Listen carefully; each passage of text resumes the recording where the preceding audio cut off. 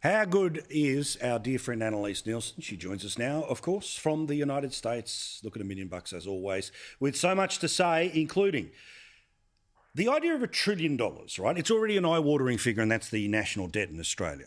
But there is a conversation right now playing out about getting not one, not two, but multiple $1 trillion worth of spending on top of normal government spending, which is about $6 trillion, I think, from memory, in the United States. Biden reckons he can do it, but he can't do it. Well, no Republicans are going to back him in, and even a couple of middle-of-the-road Democrats might kill it all off.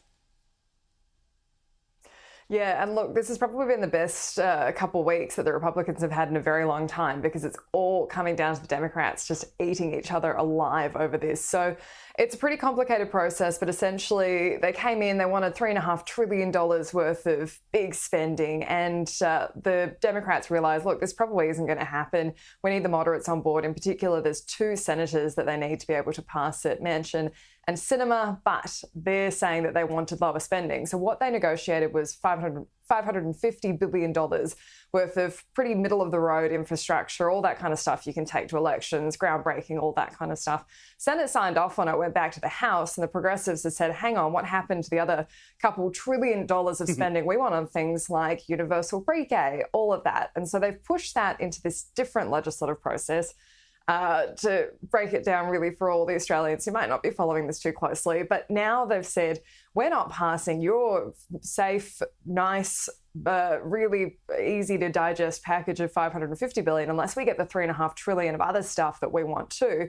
And so they're both just at a complete standstill. And it seems really unlikely that they're ever going to pass that $3.5 trillion. Now they're looking at 1.9 to potentially $2.3 trillion worth of spending. But you're right, these numbers are mind-boggling. I mean, remember in Australia when we were talking about the budget being back in balance, and we were talking about a couple billion here and there, and that seemed massive, but this is definitely a new age for big dollars. Well, it is, but also, you know, at a certain point in time, the numbers don't matter, the political upside doesn't matter.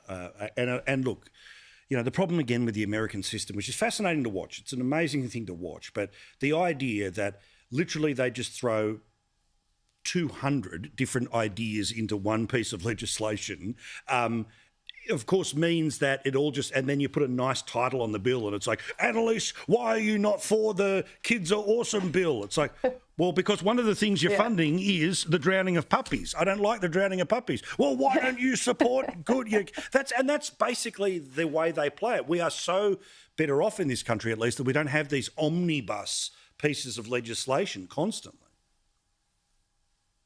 Yeah, and look, the Biden administration wants their big win too. They want to be able to go into midterms next year and say, this is the Build Back Better agenda. Who doesn't want to build back better after the pandemic? But I know what that means. Huge. Like it is, and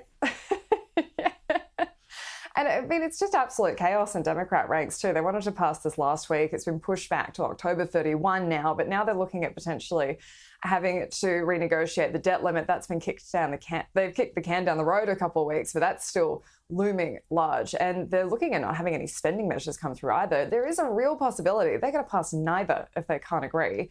And the progressives are saying, well, we'd rather do that and not go into debt for something we don't believe in. So good luck taking that to midterms.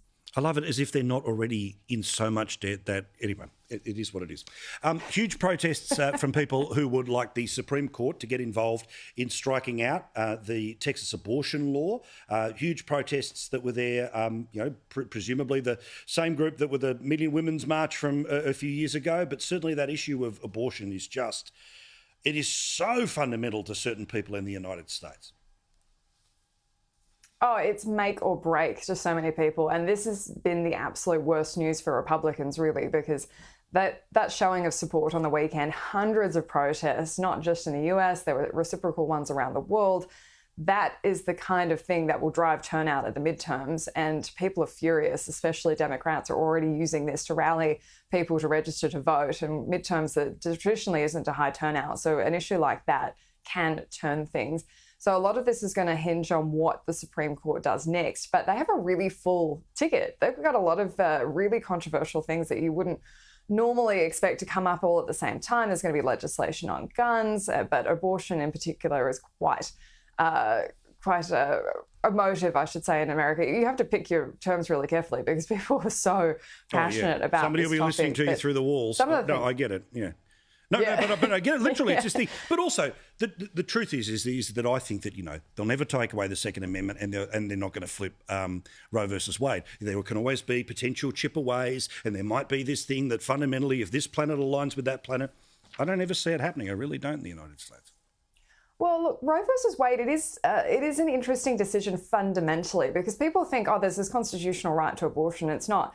They decided that under the constitutional right to privacy that you have the right to access termination. And so it does leave a lot of wiggle room for the states to start chipping away at it. And I mean, this legislation that's been introduced in Texas, that's unlikely to hold up. It was just so weird it kind of got through because, I mean, the idea that you deputise people to be having lawsuits against someone for something that doesn't directly cause you a loss. I mean, the law of torts is you have to prove that a wrong was done and that it caused you some kind of loss. And so it's weird, and that's unlikely to win. But we do have a Conservative majority on the court now, and so there will be more scepticism around this. And a lot of it's going to come down to the term lengths for abortion, because most places in America, you can get abortions up until time of viability. That's 23, 24 weeks. That's a lot more than most of the world, which is kind of counterintuitive. So it's there's a lot to argue about.